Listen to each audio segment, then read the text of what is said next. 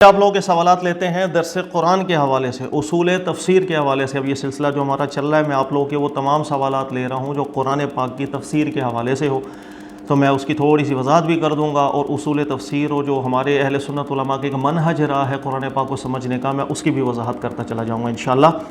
منصور علی صاحب کا میں سوال لے رہا ہوں۔ منصور علی صاحب کہہ رہے ہیں سورہ بقرہ آیت نمبر 55 میں اللہ تعالیٰ نے ذکر فرمایا ہے کہ اہل کتاب نے حضرت موسیٰ کریم علیہ السلام سے جس وقت ذکر کیا تھا کہ ہمیں بھی اللہ کو دیکھنا ہے، تو اس کے جواب میں پھر اللہ تعالیٰ نے فرمایا فَأَخَذَتْهُمُ الصَّاعِقَةُ، پھر ان کے اوپر اللہ تعالیٰ نے کڑکنے آ لیا اور یہ لوگ ہلاک ہو گئے۔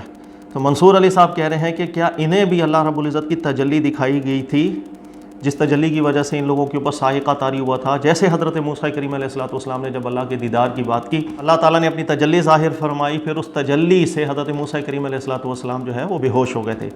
منصور علی صاحب میں آپ کو سمجھا دیتا ہوں، اصل میں یہ بات آپ نے پڑھی ہے تدبر قرآن سے، اور آپ اسی چیز کا سوال مجھ سے کر رہے ہیں، تو میں آپ کو یہ سمجھا دیتا ہوں۔ دیکھیے گا کہ کوئی بھی تفسیر ہے، سب سے پہلے تو اپنا ایک بالکل بنیاد ٹھیک کریں، کوئی بھی تفسیر ہے شروع سے لے کے آج تک، ایک بھی تفسیر پوری دنیا کے اندر ایسی نہیں ہے کہ جس کو ہم کہیں یہ 100% تفسیر ٹھیک ہے۔ سمپل سی بات ہے، واضح سی بات ہے کہ کسی عالم دین نے، وہ کتنا بھی بڑا محقق ہو، جب قرآن پاک کی تفسیر لکھتے ہیں یا لکھی ہے، وہ ایک انسان ہے اور نبی بھی نہیں ہے، وحی کی تائید بھی حاصل نہیں ہے، قرآن پاک میں غور و فکر کرتے ہیں اور غور و فکر کر کے کچھ نتائج نکالتے ہیں، یہ نتائج نکالنے کے اندر غلطی ہو جاتی۔ لہذا دنیا میں کوئی بھی تفسیر اگر آپ مطالعہ کرتے ہیں تو اس کے اندر بالکل ایسے امور، ایسی باتیں، ایسی تحقیقات مل جاتی ہیں جو کمزور ہوتی ہیں بشری تقاضے میں۔ اس میں کوئی عیب والی بات نہیں ہوتی، اس میں ایسی چیز نہیں ہے کہ فلاں محقق ہے وہ کچھ جاہل انسان تھا، جس طرح ہمارے یہاں کا رویہ ہو جاتا ہے۔ انسان کو انسان کے دائرے میں ہمیشہ رکھ کے سوچنا چاہیے۔ کوئی بھی ایک شخص ہے، اس کو میں دنیاوی لحاظ سے بہت اچھی طرح آپ لوگوں کو سمجھاتا ہوں، کئی دفعہ پہلے بھی مثالیں دے چکا ہوں کہ کوئی بھی اچھے سے اچھا کرکٹر کو لے لیں، جیسے ہمارے ہاں بابر اعظم ہے، دنیا میں بہت سے ریکارڈز بناتے چلے جا رہے ہیں، لیکن سوال یہ کہ کیا وہ ہر میچ میں سینچری کرتے ہیں، 50 کرتے ہیں، یا وہ 0 پہ آؤٹ نہیں ہوتے، یا ان کی پرفارمنس سے ہر دفعہ پاکستان میچ جیتتا ہے، ہارتا نہیں ہے؟ آپ بولیں گے نہیں، ریشو ہے، وہ آؤٹ بھی ہو جاتے ہیں، 50 سینچریز بھی کرتے ہیں، میچ وننگ پرفارمنسز بھی اس کی رہتی ہے، اوور آل صورتحال دیکھی جاتی ہے، اوور آل پرفارمنس اگر ہم دیکھیں گے بابر اعظم کی بہت اچھی ہے، اسی بنیاد پر اسے ایک اچھا پلیئر کہا جاتا ہے، دنیا کا بیسٹ پلیئر کہا جاتا ہے۔ اسی طریقے سے جو تحقیق کا میدان ہے ہمارے دین میں، قرآن کی تفسیر ہے، حدیث ہے، فقہ ہے، جتنی بھی ہیں، اس کے اندر بھی کوئی عالم ہے، کوئی محقق ہے، کوئی مجتہد ہے، اس کی اوور آل صورتحال کو دیکھا جاتا ہے، اس کی پرفارمنس کیسی ہے، اوور آل اس کی تحقیق اچھی ہو تو اس کی تعریف ہی کی جاتی ہے، باقی کچھ مقامات پہ غلطی، کوتاہی، کمی بیشی یہ رہ جاتی ہے۔ ہر انسان کو، ہر عالم اور محقق کو اسی پیمانے کے اندر دیکھا جاتا ہے، اور سب سے بڑا میرا حق ہے کہ مجھے اس پیمانے کے اندر دیکھا جائے، ٹھیک ہے۔ اب یہ جو بات آپ نے کی ہے یہاں پر، اصل میں تدبر قرآن میں امین احسن اصلاحی صاحب، ان سے میں مختصر ذکر کر دیتا ہوں وہ غلطی کہاں لگی ہے۔ وہ غلطی یہ لگی، اللہ تعالیٰ نے قرآن پاک میں 2 جگہوں پر الگ الگ واقعے ذکر کیے ہیں۔ ایک جگہ حضرت موسیٰ علیہ السلام کا واقعہ ذکر کیا ہے، اور وہ واقعہ یہ ہے سورہ اعراف میں، آپ نے پڑھا ہوگا لیکن مختصر میں بیان کر دیتا ہوں۔ حضرت موسیٰ علیہ السلام عرض کرتے ہیں ربی ارینی انظر الیک، اللہ تعالیٰ میں آپ کو دیکھنا چاہتا ہوں، آپ کا دیدار کرنا چاہتا ہوں، مجھے دکھائیں آپ اپنا آپ۔ قال لن ترانی ولکن انظر الی الجبل فإن استقر مکانہ فسوف ترانی، اللہ نے ارشاد فرمایا کہ آپ ہرگز دیکھ نہیں سکیں گے، لیکن آپ دیکھیں اس پہاڑ کی طرف، اگر آپ مستقر ہو گئے، اگر یہ پہاڑ مستقر ہو گیا تو آپ عنقریب ہمیں دیکھ لیں گے۔ فلما تجلی ربہ للجبل جعلہ دکا وخر موسیٰ صعقا، پھر اللہ نے فرمایا فلما تجلی ربہ، اللہ نے پھر اپنی تجلی فرمائی تھی، وہ پہاڑ جو ہے پاش پاش ہو گیا، حضرت موسیٰ کریم علیہ السلام بھی بے ہوش ہو گئے۔ یہ قرآن پاک کا واقعہ ہے۔ اب وہ اللہ تعالیٰ نے کیسے تجلی ظاہر، کچھ اس کا پتہ نہیں ہے، امور غیبیہ ہیں، اللہ نے مجمل ذکر کیا، ہم اس کی بحث نہیں کر سکتے۔ یہ اصول بھی میں آپ کو پہلے سمجھا چکا ہوں، جس بات کو اللہ مجمل ذکر کریں گے اس کے پیچھے پڑیں گے، گمراہ ہوں گے، غلط نتائج نکالیں گے، دیواروں پہ ٹکرے ماریں گے، بس یہی ہوگا۔ اللہ نے فرمایا، اللہ نے اپنی تجلی ظاہر فرمائی تھی، بس اس کی شان وہی جانے، ہمیں اس کی تفصیل ذکر نہیں ہے، مذکور نہیں ہے۔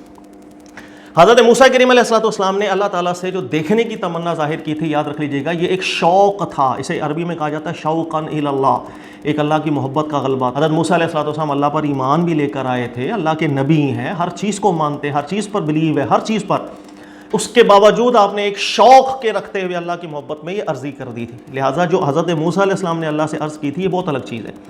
اس کے مقابلے میں جو بنی اسرائیل کی قوم تھی حضرت موسیٰ علیہ السلام کے سامنے والے، انہوں نے بھی ایک دفعہ حضرت موسیٰ علیہ السلام سے یہ ضد کر لی تھی. اس کو بھی قرآن ذکر کرتا ہے سورہ بقرہ کے اندر بھی، اور قرآن ذکر کرتا ہے سورہ نساء کے اندر بھی. اور وہ یہ تھا سورہ بقرہ میں اللہ فرماتے ہیں بنی اسرائیل نے حضرت موسیٰ علیہ السلام سے کہنا شروع کر دیا لن نؤمن لک حتی نری اللہ جہرا، ہم ایمان نہیں لے کر آئیں گے جب تک اللہ کو آنکھوں سے نہ دیکھ لیں. سب سے پہلی بات دونوں چیزوں میں فرق ہے. حضرت موسیٰ علیہ السلام نے یہ نہیں کہا تھا اللہ میں تجھ پر ایمان ہی نہیں لاؤں گا جب تک تجھے دیکھنا نہ. اللہ کے نبیوں کی یہ شان نہیں ہوتی ہے. اللہ کے نبی اپنے ایمان میں بہت زیادہ مضبوطی لانے کے لیے اللہ رب العزت سے عرضیہ کرتے ہیں، جیسے حضرت ابراہیم علیہ السلام نے کی ربی ارنی کیف تحیی الموتیٰ، اللہ تعالیٰ مجھے دکھا تو کیسے کن فیکون کی شان سے مردوں کو زندہ کر لے گا، وغیرہ وغیرہ. تو حضرت موسیٰ علیہ السلام ایمان والے ہیں. انہوں نے کہا، بنی اسرائیل والوں نے کہا تھا کہ ہم اللہ پر ہم ایمان ہی نہیں لائیں گے جب تک اللہ کو دیکھ نہ لیں. یہ ہے ایک ضد، یہ ایک ہے ہٹ درمی. اور اللہ کے نبی بہت سے معجزات دکھاتے ہیں، بہت سی آیات ان کے پاس ہوتی ہیں، جیسے حضرت موسیٰ علیہ السلام دکھاتے تھے اللہ کا کلام ہونا، سب کچھ ہونا، ان پر حق بہت اچھی طرح واضح بھی ہو جاتا ہے. اس کے باوجود بھی جب کوئی قوم فرمائش کرتی ہے نا کہ ہمیں یہ چیز چاہیے، اس کا پھر رزلٹ بہت برا ہوتا ہے. اگر وہ پوری کر دی جائے، اس کے باوجود اگر کسی نے ایمان نہیں لایا تو اس پر پھر اس دنیا سے ہی عذاب شروع ہو جایا کرتا ہے. تو یہ بہت بری عیب ہے یہ چیز کہ اللہ کی طرف سے ایک اللہ کے نبی بہت سی نشانیاں لے کر بھی آئے ہیں، اس کے باوجود ضد کرنا نہیں، مجھے اپنے مطلب کی فلاں نشانی دکھائیں گے تو ہم ایمان لے کر آئیں گے. یہ صفت بری ہے. تو بنی اسرائیل نے جس وقت ایسی ہی فرمائشیں کرنے لگ گئے، کہا کہ ہم نہیں ایمان لا رہے جب تک ہمیں دکھا نہ دیں. پھر اللہ نے فرمایا فَأَخَذَتْكُمُ الصَّاعِقَةُ وَأَنْتُمْ تَنظُرُونَ، تو تمہیں ایک چنگاڑ نے آ لیا تھا اور یہ سب مر گئے تھے. اور اللہ کی طرف سے ایک بڑی پکڑ ہوئی تھی ان لوگوں کی کہ انہوں نے بہت سی نشانیاں اللہ کی دیکھی ہیں، پھر بھی فرمائشیں کرنے لگ گئے ہمیں یہ نہیں، ہمیں وہ، ہم نہیں مان لا رہے. تو ان کے اوپر ایک صاعقہ، ایک چنگاڑ آئی تھی اللہ کی طرف سے، ان کی پکڑ ہو گئی. اب ان دونوں واقعات میں بہت بڑا فرق ہے. حضرت موسیٰ کریم علیہ السلام نے جو اللہ سے دیدار کی فرمائش کی تھی وہ ایک شوقاً الی اللہ کی تھی. انہوں نے جو فرمائش کی تھی، انہوں نے فرمائش کی تھی کہ بھائی ہم نہیں مان لا رہے، ضد کے اندر آ کے، ہٹ درمی کے اندر، ہم نہیں مان لائیں گے جب تک آنکھوں سے نہ دیکھ لیں. یہ دو الگ الگ کیفیتوں کی بات ہے.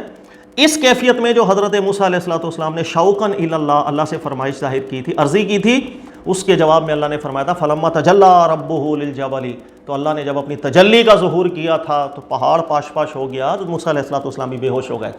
یہ الگ چیز ہے.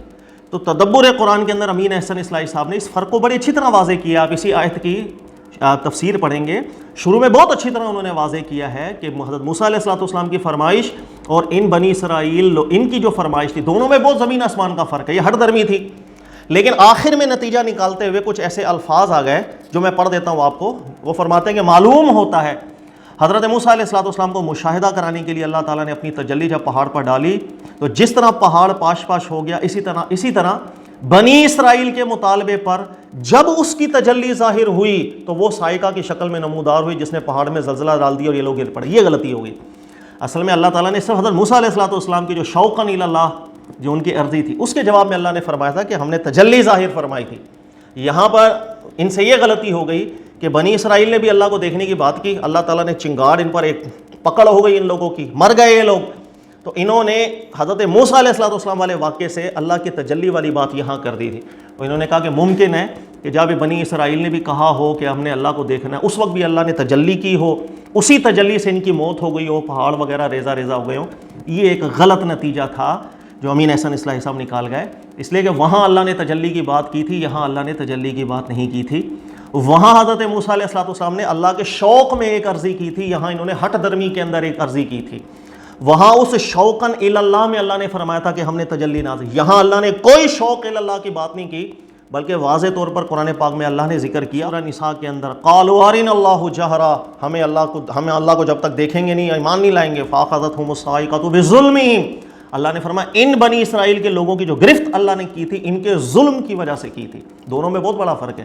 حضرت موسیٰ علیہ السلام کو جو تجلی اللہ نے ظاہر کی وہاں شوق تھا الی اللہ، یہاں پر ان کا ظلم تھا.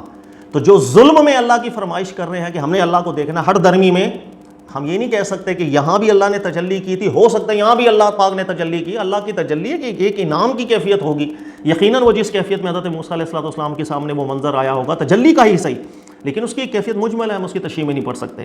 تو اصل میں بنی اسرائیل نے فرمائش کی تھی اپنی ہردرمی سے، لیکن یہ تدبر قرآن کے اندر اس کو اس انداز کے اندر بیان کر دیا گیا ہے کہ شاید ان پر بھی کوئی تجلی کا ظہور ہوا تھا جس کی وجہ سے ان پر صاعقہ ہو گیا اور یہ بے ہوش ہو گئے یا مر گئے یا زلزلہ آ گیا. تو یہ ایک تھوڑی سی غلطی تھی وہاں کی بات کو یہاں نہیں لانا چاہیے تھا. وہ ایک الگ بات تھی حضرت موسیٰ علیہ السلام والی, بنی اسرائیل کا واقعہ الگ تھا, وہاں کیفیت الگ تھی, یہاں پر مزاج بالکل الگ تھا.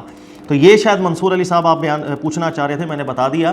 اس بات کو بہت اچھے طریقے سے واضح کیا محمد بن صالح العثیمین صاحب کو, تفسیر عثیمین کے اندر پڑھیں, انہوں نے بھی بہت اچھے طریقے سے بیان کر دیا کہ دو الگ چیزیں ہیں, وہاں کی بات کو یہاں لانے کی اجازت نہیں ہے, لا بھی نہیں سکتے.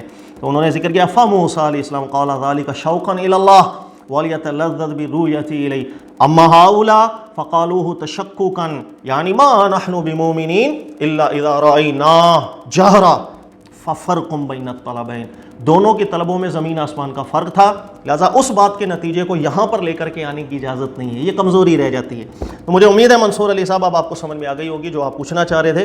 اللہ تعالیٰ میں سمجھنے کی توفیق عطا فرمائے. اور اس چیز میں خیال کرنا پڑتا ہے, یعنی قرآن پاک میں اگر دو واقعات ذکر ہوئے ہیں, اور ضروری نہیں کہ اس واقعے کے اندر جو کیفیت ہو اس واقعے کی کیفیت کو ہم اس پر قیاس کر لیں. یہ چیز اکثر غلطی ہو جاتی ہے مفسرین سے. کوئی مسئلہ نہیں ہے, انسان ہے, ہر ایک سے غلطی ہوتی ہے, اللہ تعالیٰ غلطیوں کو معاف کرے. اوور آل پرفارمنس دیکھی جاتی ہے. ہمارے جتنے علماء ماضی میں گزرے ہیں ان کی تفسیروں میں بھی بہت بڑی بڑی غلطیاں آئی ہیں. ٹھیک ہے, آپ تفسیر تبری دیکھ لیں, بہت بڑی بڑی غلطیاں آئی ہیں. تفسیر رازی دیکھ لیں, بڑی بڑی غلطیاں اس کے اندر بھی آئی ہیں. کشاف میں بڑی بڑی غلطیاں آ گئی ہیں, اور تفسیروں میں بڑی غلطیاں آ گئی ہیں. لیکن اوور آل پرفارمنس دیکھی جاتی ہے کہ 70% اعلیٰ درجے کی تحقیق ہے, 20% 30% کمزوریاں رہ جائیں. انسان ہونے کا اتنا تو آپ ان کو بینیفٹ دیں نا, تو نبی کوئی نہیں ہوتا ہے. تو جہاں پر خطا اس کو واضح کر دینا چاہیے کہ بھئی یہاں پر مفسر سے فلاں غلطی ہوئی ہے. اس میں کوئی برائی نہیں, اس میں کسی عالم کی توہین نہیں ہوتی ہے, لیکن لوگوں کو پتہ چل جائے ہاں بھئی یہاں چونکہ ایک معمولی سی غلطی ہو گئی ہے, انسان احتیاط کر لیں تاکہ وہ غلط بات کی نسبت اللہ کی طرف نہ ہو جائے. جزاک اللہ خیرہ.